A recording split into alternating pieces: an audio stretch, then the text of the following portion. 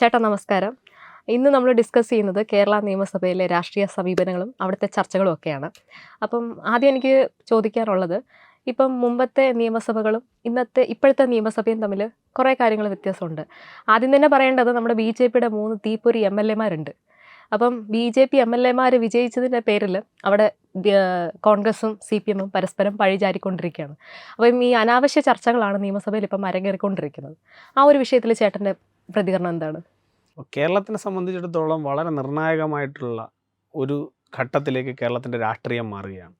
കേരളത്തിൻ്റെ രാഷ്ട്രീയത്തിൽ കഴിഞ്ഞ കാലങ്ങളിൽ അത്രയും പ്രതിപക്ഷങ്ങളിൽ ഇരുന്നവരെല്ലാവരും ഒരേ ആറ്റിറ്റ്യൂഡിലാണ് കേരളത്തിൻ്റെ രാഷ്ട്രീയത്തിൽ ഇടപെട്ടിരുന്നത്. പക്ഷേ ഇന്ന് കേരളത്തിന് ഒരു പുതിയ ദിശ നൽകാൻ സാധിക്കുന്ന ഒരു രാഷ്ട്രീയ സംസ്കാരം കേരളത്തിൻ്റെ നിയമസഭകളുടെ പടി കടന്ന് അകത്തേക്ക് കയറിയിരിക്കുകയാണ്.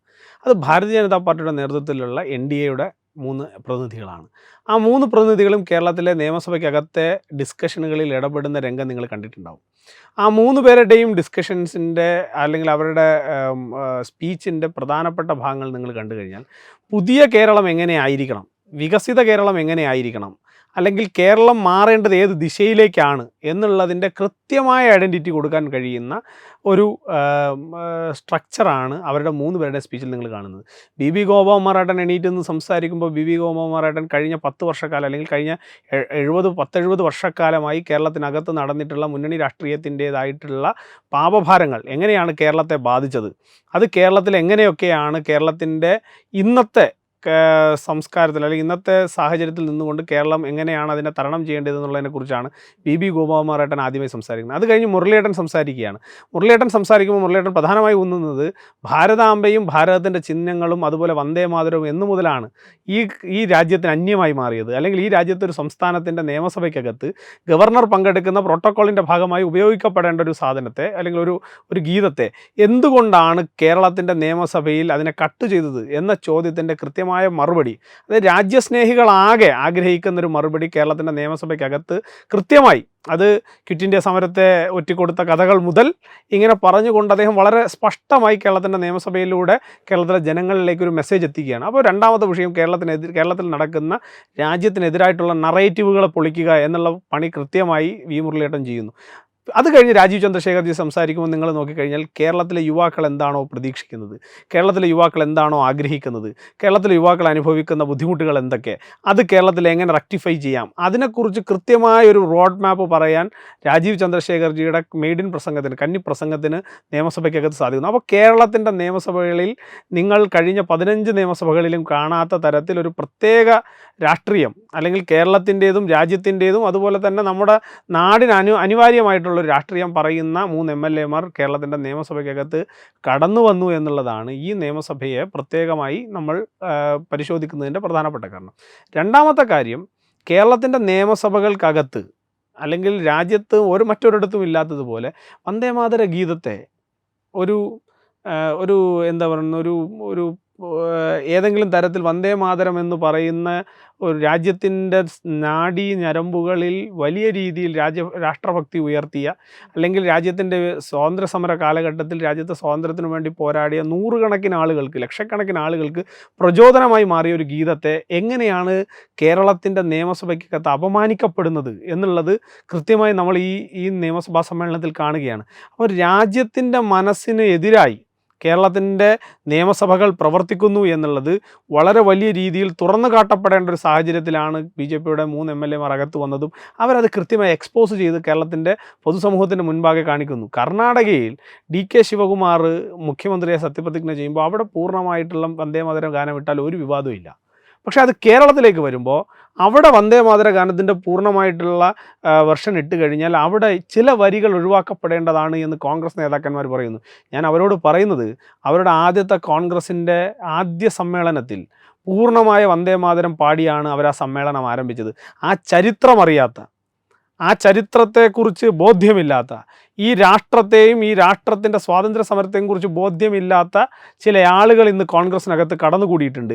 ആ രാഷ്ട്രവിരുദ്ധരുടെ ചട്ടുകമായാണ് VD സതീശനും VD സതീശൻ്റെ പാർട്ടിയും അതുപോലെ കേരളത്തിലെ പിണറായി വിജയനും പെരുമാറുന്നത് എന്ന കൃത്യമായ ഒരു നറേറ്റീവ് കേരളത്തിൻ്റെ പൊതുസമൂഹത്തിൻ്റെ മുൻപാകെ ഈ നിയമസഭാ സമ്മേളനം കഴിയുന്നതോടുകൂടി വന്നു ചേർന്നിട്ടുണ്ട്. ഇതാണ് ആ വിഷയത്തിൽ കേരളത്തിൽ എന്തുകൊണ്ടാണ് BJPയുടെ 3 MLA മാർ വരുമ്പോൾ കേരളത്തിൻ്റെ നിയമസഭയിൽ അത് കൃത്യമായി പ്രകടിപ്പിക്കപ്പെടുന്ന ഒരു പ്രകടമായിട്ടുള്ളൊരു മാറ്റമുണ്ട്. ആ മാറ്റം കൃത്യമായി കേരളത്തിൻ്റെ നിയമസഭയുടെ ചർച്ചകൾക്കകത്ത് കാണാൻ സാധിക്കും. ഞാൻ അതിനകത്തൊരു രസകരമായ ഒരു കാര്യം കൂടി വേണമെങ്കിൽ പറയാം. BB ഗോപകുമാറേട്ടൻ സംസാരിക്കുന്നതിന് തൊട്ട് മുൻപ് ഞാനും എൻ്റെ പാർട്ടിയും ഇവിടെ നിന്ന് പോവുകയാണ് എന്ന് പറഞ്ഞ് വാക്കൗട്ട് ചെയ്യുകയാണെന്ന് പറഞ്ഞൊരു വാക്കൗട്ട് പ്രസംഗം നടത്തി. ആ വാക്കൗട്ട് പ്രസംഗം നടത്തിയ ആൾ പടിവാതിൽക്കൽ എത്തുമ്പോൾ BB ഗോപകുമാറേട്ടൻ സംസാരിക്കത്താണ്. എനിക്ക് തോന്നുന്നു 2 മിനിറ്റോ 3 മിനിറ്റോ ആണ് അദ്ദേഹത്തിന് കിട്ടിയത്. അദ്ദേഹം സംസാരിച്ച് തുടങ്ങി പിണറായി വിജയൻ്റെ മകളുടെ വീട്ടിലേക്ക് അല്ലെങ്കിൽ പിണറായി വിജയൻ്റെ വീട്ടിലേക്ക് ED വന്നു എന്ന് പറയുമ്പോൾ നമ്മളൊക്കെ പറയില്ലേ, ഈ തുടലിൽ നിന്ന് അഴിച്ചുവിട്ട പട്ടി കുതറി വരും എന്നൊക്കെ പറയുന്നത് പോലെ CPMൻ്റെയും CPIയുടെയും ആളുകളിങ്ങനെ ഓടി വരികയാണ് ഇതിനെ പ്രതിരോധിക്കാൻ. അപ്പോൾ കേരളത്തിനകത്ത് അവരാരെയാണ് ഭയക്കുന്നത്? നിയമസഭയ്ക്കകത്ത്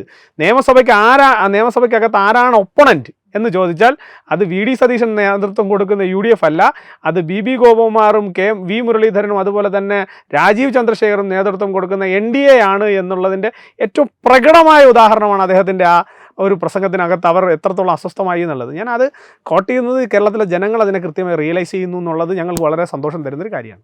ഇപ്പോൾ വന്ദേമാതരത്തിൻ്റെ കാര്യം പറഞ്ഞല്ലോ, അതുപോലെ തന്നെ ഭാരതാംബ അംഗീകരിക്കില്ല എന്നൊരു കമ്മ്യൂണിസ്റ്റ് അംഗം കൂടെ നിയമസഭയിൽ പറഞ്ഞു. അപ്പോൾ ആ ഒരു ഞാൻ പറഞ്ഞില്ലേ, ക്വിറ്റ് ഇന്ത്യ സമരത്തെ ഒറ്റിക്കൊടുത്തവന്, ഈ രാജ്യത്തിൻ്റെ പാരമ്പര്യത്തെ ഒറ്റിക്കൊടുത്തവർക്ക് രാജ്യം സ്വാതന്ത്ര്യം അനുഭവിക്കുമ്പോൾ ആ സ്വാതന്ത്ര്യം നമുക്ക് കിട്ടിയിട്ടില്ല എന്ന് പറഞ്ഞ് അവിടെ ത്രിവർണ്ണ പതാക ഉയർത്താൻ വേണ്ടി പാടില്ല, രാജ്യം ഇന്ത്യ എന്ന് പറയുന്നത് ഒറ്റ രാഷ്ട്രമല്ല, വിവിധ യൂണിയനുകളായി വെട്ടിമുറിച്ചു പോകപ്പെടണം എന്നാഗ്രഹിക്കുന്നവന്, ഈ രാജ്യത്തിന് വേണ്ടി പോരാടിയ സാധാരണപ്പെട്ട സൈനികന് ചോര കൊടുത്തതിൻ്റെ പേരിൽ ഒരു സംസ്ഥാന കമ്മിറ്റിയിൽ നിൽക്കുന്ന ഒരാളെ തരം താഴ്ത്തുന്ന രാഷ്ട്രീയം പേറുന്ന ഒരു രാഷ്ട്രീയ പാർട്ടിക്കകത്ത് പ്രവർത്തിച്ച് MLA ആയ ഒരാൾ, ഇതല്ലാതെ എന്താ പറയുക? ISISൽ പ്രവർത്തിക്കുന്ന ഒരാൾ വന്നിട്ട് വിശ്വമാനവതയ്ക്ക് വേണ്ടിയിട്ട് പ്രസംഗിക്കുമോ? ISISൽ പ്രവർത്തിച്ച ഒരാൾ സ്വാഭാവികമായിട്ടും ഈ നാട്ടിനകത്ത് ഹിംസയ്ക്ക് വേണ്ടിയിട്ട് മാത്രമേ പ്രവർത്തിക്കുകയുള്ളൂ.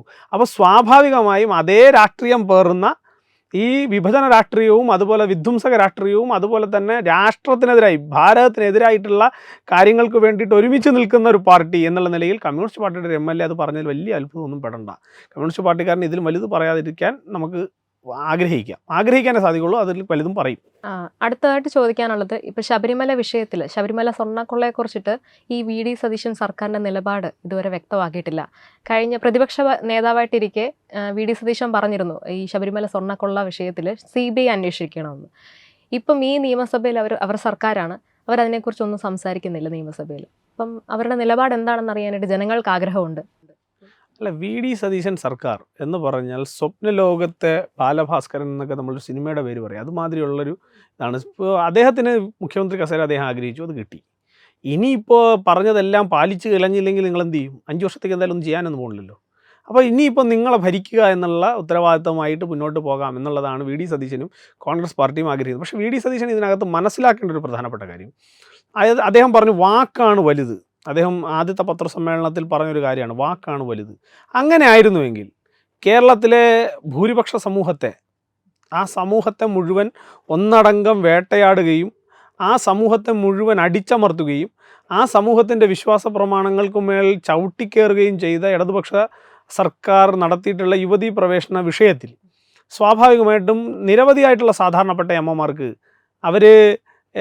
നമ്മൾ വിചാരിച്ചാൽ ഒരു പാർട്ടി പരിപാടിക്ക് വരുന്നവരോ അല്ലെങ്കിൽ ഏതെങ്കിലും ഒരു പ്രകടനത്തിൻ്റെ മുന്നിൽ നിന്നവരോ അല്ലെങ്കിൽ ഏതെങ്കിലും തരത്തിലുള്ള ഇത്തരത്തിലുള്ള പ്രതിഷേധങ്ങൾക്ക് നേതൃത്വം കൊടുത്തവരോ ഒന്നും അല്ലാത്ത സാധാരണപ്പെട്ട എൻ്റെയും നിങ്ങളുടെയും ഒക്കെ വീടുകളിലുള്ള അമ്മമാരുണ്ട്. രാമനാമം വൈകുന്നേരമായാൽ വിളക്ക് കത്തിച്ച് വെച്ച് രാമനാമം ജപിച്ചുകൊണ്ട് മാത്രം ഇരിക്കുന്ന അമ്മമാർ.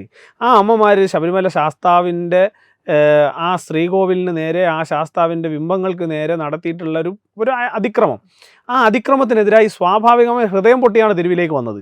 ആ തെരുവിൽ വന്ന് നിന്ന് വിളക്ക് പിടിച്ചവരെ, വേറെ കൂടുതൽ പ്രശ്നങ്ങളൊന്നും സമരം ചെയ്തു അടി കൊണ്ടു അതൊന്നുമല്ല, തെരുവിൽ വന്ന് നിന്ന് അയ്യപ്പസ്വാമിക്ക് വേണ്ടിയിട്ട് നാമജപം നടത്തിയവർ, അതുപോലെ തന്നെ അയ്യപ്പസ്വാമിക്ക് വേണ്ടിയിട്ട് ദീപം തെളിയിച്ചവർ, അതിനൊക്കെയാണല്ലോ കേസെടുത്തിരിക്കുന്നത്. അപ്പോൾ അത്തരം പ്രവർത്തനങ്ങൾ നടത്തിയിട്ടുള്ള സാധാരണപ്പെട്ട വീട്ടിലെ അമ്മമാരോട് നിങ്ങൾ ഈ ഇലക്ഷൻ കാലത്ത് പറഞ്ഞത് ഞങ്ങളുടെ സർക്കാർ അധികാരത്തിൽ വന്നാൽ ഞങ്ങളൊരു വിശ്വാസ സംരക്ഷണ സർക്കാരായിരിക്കും, ആ സർക്കാർ അധികാരത്തിൽ വന്നാൽ ആദ്യത്തെ മന്ത്രിസഭാ യോഗത്തിൽ നിങ്ങളുടെ കേസുകൾ എഴുതിത്തള്ളുകയോ? ഒരു കേസും എഴുതിത്തള്ളിയില്ല. ഇനി അടുത്ത് അദ്ദേഹം പറഞ്ഞത് സ്വർണം കട്ടവനാരപ്പ സഖാക്കളാണേ അയ്യപ്പ എന്ന് നാട് നീള റെക്കോർഡിങ് വെച്ച് നിങ്ങൾ മുഴക്കിപ്പിച്ചുകൊണ്ട് നടന്നു അല്ലേ? എന്നിട്ട് നിങ്ങൾ എല്ലാ ഇലക്ഷൻ കാലത്തും തദ്ദേശ സ്വയംഭരണ തെരഞ്ഞെടുപ്പിലും അതെ, ലോക്സഭയിലും അതെ, അതുപോലെ തന്നെ ഈ പറഞ്ഞ നിയമസഭയിലും അതെ, നിങ്ങൾ സ്വർണം കട്ടവനാരപ്പ സഖാക്കളാണേ അയ്യപ്പ എന്ന് നിങ്ങൾ ഇങ്ങനെ വിളിച്ചുകൊണ്ട് നടന്നു. ആ സ്വർണം കട്ട സഖാക്കളെ അറസ്റ്റ് ചെയ്യാൻ നിങ്ങൾ പറഞ്ഞു CBI വരും. എപ്പോൾ? VD സതീശൻ സർക്കാർ വന്നാൽ ആദ്യ മന്ത്രിസഭാ യോഗത്തിൽ ഈ വിഷയം ഞങ്ങൾ CBIക്ക് വിടും. വിട്ടോ? ഒന്നാമത്തെ മന്ത്രിസഭാ യോഗം കഴിഞ്ഞു, രണ്ടാമത്തെ മന്ത്രിസഭാ യോഗം കഴിഞ്ഞു, എനിക്ക് തോന്നുന്നു മൂന്നാമത്തെ മന്ത്രിസഭ ആടിചന്ദ്രൻ തന്നെ ഉടൻ തന്നെ വരാൻ വേണ്ടി പോകുന്നു. നടന്നോ? നടന്നില്ല. മുനമ്പം വിഷയം 10 മിനിറ്റ് കൊണ്ട് ഞങ്ങൾ പരിഹരിച്ചോ? ഇല്ല. സ്ത്രീകൾക്ക് സൗജന്യ യാത്ര KSRTCയിൽ കിട്ടിയോ? ഇല്ല, കിട്ടിയില്ല. ഇപ്പോൾ പറയുന്നത് എന്താ? ഓർഡിനറി ബസ്സിലേക്ക് പരിഗണിക്കാം 100 ദിവസത്തേക്ക്. അത് കഴിഞ്ഞിട്ട് അത് പ്രാക്ടിക്കലാണോ എന്ന് ആലോചിച്ചതിന് ശേഷം ആലോചിക്കാം. ഞാൻ ചോദിക്കട്ടെ, നിങ്ങൾ തന്നെ ഈ നാട്ടിൽ പറഞ്ഞു പിണറായി വിജയൻ്റെ ഖജനാവിൽ പൂച്ച പെറ്റ് കിടക്കുകയാണ്. VD സതീശൻ പ്രതിപക്ഷ നേതാവായിരുന്നപ്പോൾ പറഞ്ഞാണല്ലോ, ഞങ്ങൾ പറഞ്ഞല്ല, VD സതീശൻ പറഞ്ഞാണ്. ഞങ്ങൾക്ക് ആ നിലപാടുണ്ട്. പക്ഷേ VD സതീശൻ പറഞ്ഞു പൂച്ച പെറ്റ് കിടക്കുകയാണെന്ന് പറഞ്ഞു. അപ്പോൾ പൂച്ച പെറ്റ് കിടക്കുന്ന ഈ പറഞ്ഞ ഖജനാവ് കൊണ്ടാണ് നിങ്ങൾക്ക് ഈ വണ്ടി ഓട്ടിക്കേണ്ടതെന്ന് നിങ്ങൾക്ക് ബോധ്യമുണ്ട്. അങ്ങനെയുള്ള നിങ്ങൾക്ക് പറയാമായിരുന്നില്ലേ, ഇപ്പോൾ പൂച്ച പെറ്റ് കിടക്കുകയാണ്, അതുകൊണ്ട് ഇപ്പോൾ സാധിക്കില്ല, ഞങ്ങൾ 5 ഗ്യാരണ്ടികൾ വെക്കുന്നു, പക്ഷേ ഇലക്ഷൻ കഴിഞ്ഞ് 2 വർഷമോ 3 വർഷമോ കഴിഞ്ഞിട്ട് ഞങ്ങൾ നടപ്പിലാക്കാം. എന്തുകൊണ്ട് അങ്ങനെ പറഞ്ഞില്ല? അപ്പോൾ ജനങ്ങളോട് ഫേക്ക് പ്രോമിസ് നൽകി, ജനങ്ങളെ പറ്റിച്ച്, ജനങ്ങളെ ഒരു മറയിൽ നിർത്തിക്കൊണ്ട് നിങ്ങൾ കളിച്ചൊരു രാഷ്ട്രീയം. ആ രാഷ്ട്രീയം നിങ്ങൾ കേരളത്തിൽ മാത്രമല്ല കളിക്കുന്നതെന്ന്. കർണാടകയിൽ നടത്തിയില്ലേ? തെലുങ്കാനയിൽ ഇതേപോലെ വാഗ്ദാന ലംഘനം നടത്തിയില്ലേ? ഈ പറയുന്ന ഹിമാചൽ പ്രദേശിൽ ഇതേപോലെ നിങ്ങൾ വാഗ്ദാന ലംഘനം നടത്തിയില്ലേ? അപ്പം ഇത് നിങ്ങളുടെ അട്ടിപ്പേർ അവകാശം പോലെയാണ്, കോൺഗ്രസിൻ്റെ അട്ടിപ്പേർ അവകാശം പോലെയാണ്. അത് കോൺഗ്രസ് ഭരണത്തിലെത്താൻ വേണ്ടിയിട്ട് എന്തും പറയും. പക്ഷെ ഭരണത്തിലെത്തിക്കഴിഞ്ഞാൽ അപ്പം തന്നെ പറയും അത് അങ്ങനെയല്ല, ഇത് ഇങ്ങനെയല്ല, അവിടെ ഇങ്ങനൊരു പ്രശ്നം ഉണ്ടായിരുന്നു, അവിടെ ചാത്തൻ അവിടെ വെട്ടിയപ്പോൾ ഇവിടെ ശരിയായില്ല എന്നൊക്കെ പറയും. അപ്പോൾ ഇതല്ല ഞങ്ങൾ പറയുന്നത്. സത്യസന്ധമായ രാഷ്ട്രീയം പറയും. നിങ്ങൾക്ക് നടത്താൻ പറ്റില്ല, നിങ്ങൾ പറയേ ശബരിമല കേസ് പിൻവലിക്കാൻ പറ്റില്ല, ശബരിമല വിഷയം സ്വർണ്ണക്കള്ളക്കടത്ത് കേസ് ഞങ്ങൾക്ക്, അല്ലെങ്കിൽ സ്വർണ്ണക്കൊള്ള കേസ് ഞങ്ങൾക്ക് CBIക്ക് വിടാൻ സാധിക്കില്ല, കാരണം അങ്ങനെ വിട്ടാൽ അതിൻ്റെ പരിണിത ഫലമായി ഞങ്ങളുടെ അടൂർ പ്രകാശനെ ഞങ്ങൾക്ക് തീഹാർ ജയിലിലോ മറ്റേതെങ്കിലും ജയിലിലോ പോയി കാണേണ്ടി വരും. ഞങ്ങളുടെ ആറന്മുള ഉൾപ്പെടുന്ന അല്ലെങ്കിൽ ശബരിമല ഉൾപ്പെടുന്ന പ്രദേശത്തെ MP ആയിട്ടുള്ള ആൻ്റണിയെ ഞങ്ങൾക്ക് ജയിലിൽ പോയി കാണേണ്ടി വരും. അല്ലെങ്കിൽ ഇതിനെല്ലാം കൂട്ടുനിന്ന് ഞങ്ങളുടെ സുപ്രീം കമാൻഡർ സോണിയാഗാന്ധിയെ ചിലപ്പോൾ ഞങ്ങൾക്ക് ജയിലിൽ പോയി കാണേണ്ടി വരും. അതുകൊണ്ട് ഞങ്ങളിത് CBIക്ക് വിടില്ല. പറഞ്ഞോ? ഇനി സ്വർണം കട്ടതാരപ്പ എന്നുള്ള വിഷയം അവിടെ തീരുകയാണ്. അത് കഴിഞ്ഞിട്ട് ഈ പറയുന്ന വിശ്വാസ സംരക്ഷകരെ തല്ലിയപ്പോഴൊക്കെ നിങ്ങൾ ഉടയാത്ത കതറുമായിട്ട് പത്തനംതിട്ട ജില്ലയുടെ ഔട്ടർ ഏരിയയിൽ ഇരുന്നു കൊണ്ട് ഒരു മുദ്രാവാക്യം വിളിക്കുകയല്ലേ ചെയ്തുള്ളൂ. ഞങ്ങളെ കൊണ്ട് അതേ പറ്റുള്ളൂ. നിങ്ങൾ പറ, ഞങ്ങൾക്ക് ഈ കേസ് പിൻവലിക്കാൻ പറ്റില്ല. ജമാഅത്തെ ഇസ്ലാമിക്ക് വേണ്ടിയിട്ട് ഞങ്ങൾ വാക്കുകൊടുത്തു പോയി, ഞങ്ങൾക്ക് ഈ കേസൊന്നും പിൻവലിക്കാൻ പറ്റില്ല. ഇവിടുത്തെ മുസ്ലിം ലീഗ് ഞങ്ങളുടെ കോയലിഷൻ പാർട്ണറാണ്, അവർക്ക് വേണ്ടിയിട്ട് ഞങ്ങൾക്ക് ഇതൊന്നും പിൻവലിക്കാൻ പറ്റില്ല, അതുകൊണ്ട് ഞങ്ങളെ കൊണ്ട് ഇത് സാധിക്കില്ല. നിങ്ങൾ പറ, ജനങ്ങളോട് പറ. ഇതേപോലെ തന്നെ നിങ്ങൾക്ക് KSRTCയെ രക്ഷിച്ചെടുക്കാൻ നിങ്ങളുടെ കയ്യിൽ പദ്ധതികളൊന്നുമില്ല, അതുകൊണ്ട് ഞങ്ങൾക്ക് സൗജന്യ യാത്ര സാധിക്കില്ല. ഇത് ജനങ്ങളോട് കൃത്യമായി കമ്മ്യൂണിക്കേറ്റ് ചെയ്ത് മുന്നോട്ട് പോകാൻ എന്തുകൊണ്ട് കോൺഗ്രസ് തയ്യാറാവുന്നില്ല? അപ്പോൾ കോൺഗ്രസും CPMൻ്റെ ഇരട്ട സഹോദരനായിട്ടാണ് പ്രവർത്തിക്കുന്നത്. CPM എന്തൊക്കെയാണോ ചെയ്തു വച്ചത് അതൊക്കെ തന്നെയാണ് കോൺഗ്രസും ചെയ്യാൻ ഉദ്ദേശിക്കുന്നത് എന്നുള്ളത് ഒരു 10-15 ദിവസം കൊണ്ട് തന്നെ കേരളത്തിൻ്റെ പൊതുസമൂഹത്തിൻ്റെ മുന്നിൽ നിങ്ങൾ കൃത്യമായി അടയാളപ്പെടുത്തിയിട്ടുണ്ട്. ഞങ്ങൾ അതുകൊണ്ടാണ് ഇലക്ഷൻ കാലത്ത് പറഞ്ഞത് നിങ്ങൾ രണ്ടുപേരും രണ്ടല്ല ഒന്നാണ് എന്ന്. ആ സ്റ്റാൻഡിലേക്ക് കേരളത്തിൻ്റെ പൊതുസമൂഹത്തിൻ്റെ കൂടി ശ്രദ്ധ, ഇത്രയും കാലം ഞങ്ങൾ കുറച്ച് പേരാണ് പറഞ്ഞത്, ഇപ്പം ജനങ്ങൾ കൂടി പറയുന്നുണ്ട് അന്ന് BJP പറഞ്ഞത് കറക്റ്റാണ്, നിങ്ങൾ രണ്ടുപേരും രണ്ടല്ല ഒന്നാണ്. കാരണം അഴിമതിയുടെ കാര്യത്തിലും സുജനപക്ഷപാതത്തിൻ്റെ കാര്യത്തിലും അതുപോലെ തന്നെ ഈ വാഗ്ദാന ലംഘനത്തിൻ്റെ കാര്യത്തിലും നിങ്ങൾ എല്ലാവരും ഒരുമിച്ചാണ് എന്നുള്ളത് കൃത്യമായി അടയാളപ്പെടുന്നു. അപ്പോൾ VD സതീശൻ ഗവൺമെൻറ്റിൻ്റെതായി VD സതീശൻ വളരെ വലിയ ഒരു PR സ്ട്രക്ചറൊക്കെ ഉണ്ടാക്കിയെടുക്കാൻ ശ്രമിക്കുന്നതിനിടയിൽ പൂക്കി മുഖ്യമന്ത്രി എന്നുള്ള ഇമേജൊക്കെ ഉണ്ടാക്കിയെടുക്കാൻ ശ്രമിക്കുമ്പോൾ ഇത് അതാ പ്രധാനപ്പെട്ട ഒരു കാര്യമാണ്. കേരളത്തിലെ യുവാക്കളെ നിങ്ങൾ വഞ്ചിച്ച അങ്ങനെയാണ്. കേരളത്തിലെ യുവാക്കൾക്ക് നിങ്ങൾ ജോലി കൊടുക്കാമെന്ന് പറഞ്ഞ് ജോലി കൊടുക്കാത്ത ഒരവസ്ഥയിൽ ഇപ്പോൾ പെൻഷൻ പ്രായം കൂട്ടണമെന്നാണ് പറഞ്ഞുകൊണ്ടിരിക്കുന്നത്. ശുപാർശ വന്നല്ലോ, അതായത് ഈ ധനകാര്യ വിഭാഗത്തിൻ്റെ ഭാഗത്ത് നിന്ന് ഇപ്പോൾ ധവളപത്രം വന്ന സമയത്ത് അതിനകത്തൊരു നിർദ്ദേശം വന്നു, അതായത് 60 വയസ്സ് പെൻഷൻ പ്രായമാക്കണം. അപ്പം നിങ്ങൾ ആലോചിക്കുക, യൂത്ത് കോൺഗ്രസ് എന്തിനാണ് കഴിഞ്ഞ കാലങ്ങളിൽ സമരം ചെയ്തത്? യൂത്ത് കോൺഗ്രസ് പോലൊരു സംഘടന ഇറങ്ങി നിന്ന് തന്നെ കഴിഞ്ഞ കാലങ്ങളിൽ നിങ്ങൾ പറഞ്ഞല്ലേ പിണറായി വിജയനെ കാണുമ്പോൾ എന്തിനാണ് DYFI പേടിക്കുന്നതെന്ന് ചോദിച്ച യൂത്ത് കോൺഗ്രസ് VD സതീശൻ്റെ മുഖത്തേക്ക് പറയണ്ടേ ഇത് ഞങ്ങളുടെ നിലപാടല്ല. എന്തുകൊണ്ടാണ് യൂത്ത് കോൺഗ്രസ് പറയാത്തത്?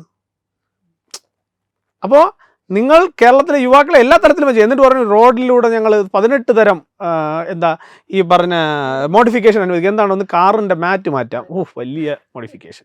പിന്നെ ഉള്ളത് കാറിൻ്റെ ഹോണിൻ്റെ സൗണ്ട് മാറ്റാം, വളരെ വലിയ മോഡിഫിക്കേഷൻ. അത് കഴിഞ്ഞിട്ട് സീറ്റ് കവർ മാറ്റാം, അത് കഴിഞ്ഞിട്ട് സ്റ്റിയറിംഗ് കവർ മാറ്റാം, അത് കഴിഞ്ഞിട്ട് അകത്ത് മറ്റേ എന്താ ആംപ്ലിഫയറോ ഊഫറോ എന്താ അങ്ങനെ എന്തൊക്കെ സാധനങ്ങൾ. അപ്പം ചെറുപ്പക്കാരുടെ കണ്ണിൽ പൊടിയിട്ട് നടക്കാൻ ശ്രമിക്കുന്നൊരു പൂക്കി മുഖ്യമന്ത്രിയായി വി ഡി സതീശൻ മാറാമെന്നാണ് വി ഡി സതീശൻ വിചാരിക്കുന്നത്. പക്ഷേ വി ഡി സതീശൻ മനസ്സിലാക്കേണ്ടത് കേരളത്തിലെ ചെറുപ്പക്കാരൊന്നും നിങ്ങൾ വിചാരിക്കുന്നത് പോലെ അത്ര സിമ്പിളായി നിങ്ങൾക്ക് പറ്റിക്കാൻ പറ്റുന്ന ആളുകളല്ല. അവർ കാര്യങ്ങൾ കൃത്യമായി മനസ്സിലാക്കുന്നുണ്ട്. വി ഡി സതീശൻ എത്ര കാലം ഇത്തരം പറ്റിപ്പുകളുമായി മുന്നോട്ട് വരുമോ, ഒരു എന്താ പറയുക, ഒരു തരികിട നമ്പറുകളുമായി മുന്നോട്ട് വരുമോ, അത് വി ഡി സതീശനെ കൂടുതൽ ബാധിക്കാനാണ് പോകുന്നത് എന്നാണ് ഞാൻ മനസ്സിലാക്കുന്നത്. ഒരു കാര്യം കൃത്യമാണ്, ഇത്തരത്തിൽ ജനങ്ങളോട് പറഞ്ഞ വാക്കുകൾ പാലിക്കാതെ മുന്നോട്ട് പോകാം എന്നുള്ള നിലപാടാണ് വി ഡി സതീശനും കോൺഗ്രസും എടുക്കുന്നതെങ്കിൽ നിങ്ങളെ ബലമായി തന്നെ ആ വാക്ക് പാലിപ്പിക്കാൻ വേണ്ടിയിട്ടുള്ള ഉത്തരവാദിത്വം ഏറ്റെടുത്തുകൊണ്ട് BJP മുന്നോട്ട് വരും. അത് ജനകീയ പ്രക്ഷോഭമായി തെരുവിൽ കാണാം എന്നുള്ള നിലപാടിലാണെങ്കിൽ തെരുവിൽ കാണാം എന്നുള്ള നിലപാട് തന്നെയായിരിക്കും BJPക്കും ഉണ്ടാവുക. ചേട്ടാ, ഇന്ന് നമ്മുടെ രാജീവ് ചന്ദ്രശേഖർജി ഒരു സ്റ്റേറ്റ്മെൻറ്റ് പറഞ്ഞിരുന്നു. അതായത് ലോകം അതിവേഗം AI യുഗത്തിലേക്ക് മുന്നേറിക്കൊണ്ടിരിക്കുകയാണ്. അപ്പം പുതിയ തൊഴിൽ സാധ്യതകൾ, നിക്ഷേപങ്ങൾ ഒക്കെ അതുമായി ബന്ധപ്പെട്ട കാര്യങ്ങളാണ്. പക്ഷെ നമ്മുടെ നിയമസഭയിൽ ചില രാഷ്ട്രീയ നേതാക്കൾ കാലഹരണപ്പെട്ട വിഷയങ്ങളിലാണ് ഇപ്പോഴും നിൽക്കുന്നത്. ആ വിഷയങ്ങളാണ് ചർച്ച ചെയ്യുന്നത്. അപ്പം അതിനെക്കുറിച്ച് ചേട്ടൻ്റെ ഒരു വ്യൂ പോയിന്റിൽ എന്ന് പറയാം. ഞാൻ അതാണ് ആദ്യം പറഞ്ഞത്. അതായത് കേരളത്തിൻ്റെ നിയമസഭയിൽ പരിചിതമല്ലാത്ത ചില വിഷയങ്ങളാണ് സത്യത്തിൽ BJPയുടെ 3 MLA ഉയർത്തുന്നത്. അത് BJP എനിക്ക് തോന്നുന്നു കേരളത്തിൻ്റെ നിയമസഭയ്ക്കകത്ത് ഇന്ന് വരെ ചെറുപ്പക്കാർക്ക് പുതിയ തൊഴിലുണ്ടാക്കി കൊടുക്കാൻ കഴിയുന്ന എന്ത് പ്രോജക്റ്റ് അവതരിപ്പിക്കാം എന്നുള്ളതിനെക്കുറിച്ച് കേരളത്തിൽ ഇന്ന് വരെ ചർച്ച ചെയ്തതായിട്ട് എൻ്റെ അറിവിലില്ല. അതുപോലെ കേരളത്തിനകത്ത് സ്വകാര്യ മേഖലയിലേക്ക് നമ്മൾ ഇപ്പം എല്ലാവരും തൊഴിൽ അന്വേഷിക്കുമ്പോൾ സർക്കാർ സംവിധാനത്തിൽ എത്ര കൊടുക്കാൻ സാധിക്കും എന്നുള്ളതിനെക്കുറിച്ച് നമുക്കൊരു പരിമിതമായ സംഖ്യയെ സാധിക്കുള്ളൂ. പക്ഷേ എങ്ങനെ എക്സ്പാൻഡഡ് ആയിട്ടുള്ള, ഇപ്പം രാജീവ് ചന്ദ്രശേഖർജി പറഞ്ഞ പോലെ AI ടെക്നോളജി പോലുള്ള ടെക്നോളജികൾ വികസിക്കുന്ന ഒരു സാഹചര്യത്തിൽ സ്വാഭാവികമായും സ്വകാര്യ പങ്കാളിത്തമുള്ള വലിയ ഇൻവെസ്റ്റ്മെൻറ്റുകൾ കേരളത്തിലേക്ക് കൊണ്ടുവരാനും വലിയ വലിയ കമ്പനികൾ കേരളത്തിലേക്ക് വരാനും അവർ തൊഴിൽ കൊടുക്കാനും സാധിച്ചു കഴിഞ്ഞാൽ സ്വാഭാവികമായും നമ്മുടെ കേരളത്തിലെ തൊഴിലില്ലായ്മ ഒരു പരിധി വരെ കുറയ്ക്കാൻ സാധിക്കും. പക്ഷേ ഇവിടുത്തെ പ്രശ്നം എന്താണെന്ന് വെച്ചാൽ കേരളം ഇന്ന് അനുഭവിക്കുന്നൊരു പ്രതിസന്ധിയുണ്ട്. കേരളം ഇന്ന് അനുഭവിക്കുന്ന ഏറ്റവും വലിയ പ്രതിസന്ധി ഒന്ന് തൊഴിലില്ലായ്മയാണ്. ഈ തൊഴിലില്ലായ്മ എന്ന് പറയുന്നാൽ നമ്മുടെ PSC റാങ്ക് ഹോൾഡേഴ്സ് ആയിട്ടുള്ള ആളുകൾ PSCക്ക് വേണ്ടിയിട്ട് കഷ്ടപ്പെട്ട് പഠിച്ച് ആ റാങ്ക് ലിസ്റ്റിലേക്ക് വരും. ചിലപ്പോൾ നാമമാത്രമായ ആളുകൾക്ക് തൊഴിൽ കൊടുത്തുകൊണ്ട് ആ ലിസ്റ്റിൻ്റെ കാലാവധി അവസാനിക്കും. അതിൽ പ്രതീക്ഷയോടിരുന്ന എത്രയോ കുടുംബങ്ങൾ കണ്ണീരോടുകൂടി വഴിയാധാരമായി മാറുന്നു. പക്ഷേ അവരെയൊക്കെ ഇപ്പം പല സർവീസ് സംഘടനകളും പറയും ഞങ്ങൾ പെൻഷൻ പ്രായം 60 ആക്കാൻ പറയുന്ന ഒരു ന്യായം കേട്ടത്, അതായത് നിങ്ങൾ ഇന്നിപ്പോൾ സ്വകാര്യ മേഖലയിൽ ഒരുപാട് ജോലി ഉണ്ടല്ലോ, നിങ്ങളെന്താ അങ്ങോട്ടേക്ക് പോവാത്ത, വളരെ ആകർഷണമായ സാലറിയൊക്കെ ഉണ്ട്. ഞാൻ ചോദിക്കുന്നത് കേരളത്തിനകത്ത് ഏത് സെക്ടറിലാണ് ഈ പറയുന്ന സ്വകാര്യ മേഖലകൾക്ക് പങ്കാളിത്തമുള്ള അല്ലെങ്കിൽ സ്വകാര്യ മേഖലകൾ ഈ പറയുന്ന തൊഴിൽ ദാതാക്കളായി മാറുന്നത്? ആകെയുള്ളത് സർവീസ് സെക്ടറിലാണ്. ഈ സർവീസ് സെക്ടർ എന്ന് തന്നെ പറഞ്ഞാൽ നമുക്കൊരു ജോബ് സെക്യൂരിറ്റി ഉള്ള സെക്ടറല്ല. അപ്പോൾ നമ്മളൊരു പ്രൊഡക്റ്റീവായിട്ടുള്ള ഒരു സെക്ടറിലേക്ക്, പ്രൊഡക്ഷൻ സെക്ടറിലേക്ക്, അതുപോലെ ഇൻഫ്രാസ്ട്രക്ചർ സെക്ടറിലേക്കൊക്കെ കേരളത്തിൻ്റെ ചെറുപ്പക്കാരുടെ എനർജിയെ ഉപയോഗിക്കാൻ കഴിയുന്ന രീതിയിൽ നമ്മുടെ ഈ പറയുന്ന തൊഴിൽ സാഹചര്യങ്ങൾ മാറണം.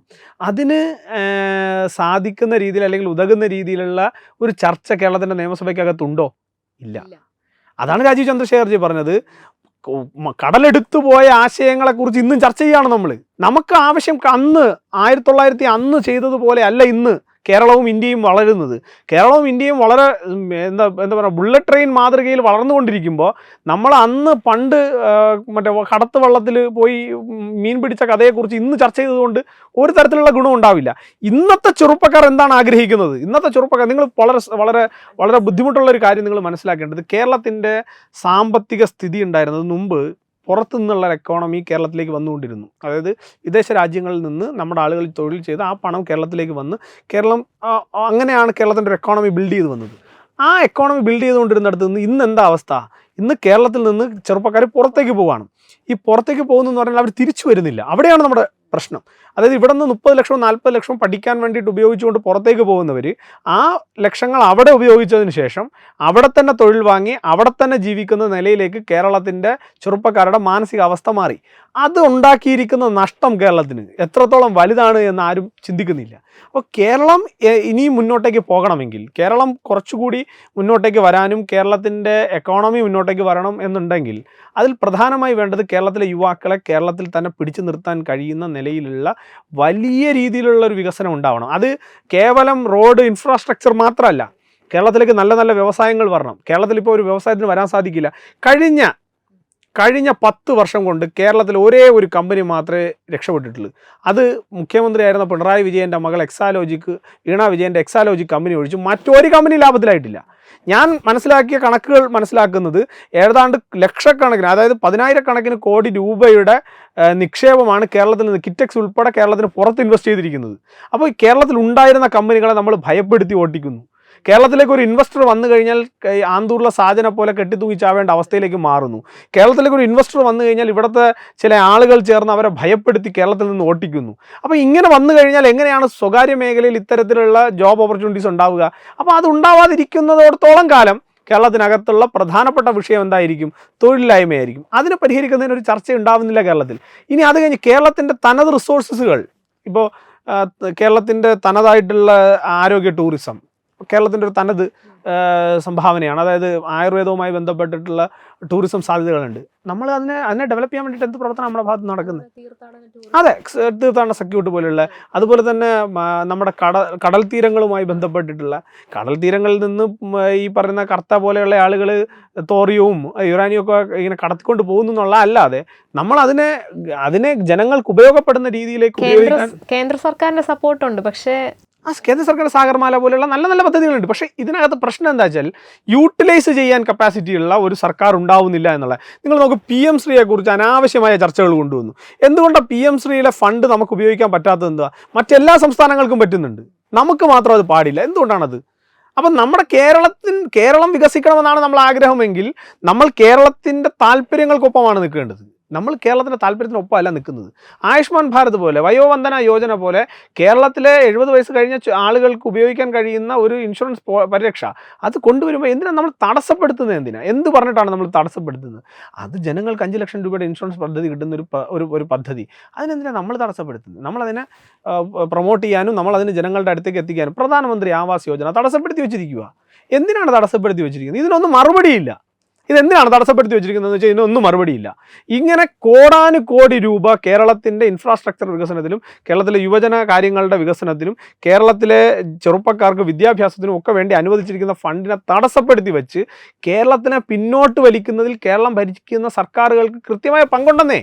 ആ പങ്കാണ് ഞങ്ങൾ ചൂണ്ടിക്കാണിക്കുന്നതല്ല. ഞങ്ങൾക്ക് അതാണ് ഞാൻ പറഞ്ഞത്, രാജീവ് ചന്ദ്രശേഖർജിയുടെ പൊളിറ്റിക്സ്, വി മുരളീധരൻ്റെ പൊളിറ്റിക്സ്, BB ഗോപകുമാറിൻ്റെ പൊളിറ്റിക്സ്, നരേന്ദ്രമോദിയുടെ പൊളിറ്റിക്സ് ആണ്. പൊളിറ്റിക്സ് ഓഫ് പെർഫോമൻസ് ആണ്, പൊളിറ്റിക്സ് ഓഫ് ഡെവലപ്മെൻ്റ് ആണ്. ഞങ്ങൾ ആ നിലപാടിൽ തന്നെ മുന്നോട്ട് പോകും. അപ്പോൾ ഇന്നത്തെ ചർച്ചകൾ ഇവിടെ അവസാനിക്കുകയാണ്. പുതിയൊരു വിഷയത്തിൽ പുതിയൊരു ഡിസ്കഷനുമായിട്ട് വീണ്ടും കാണാം. നന്ദി, നമസ്കാരം.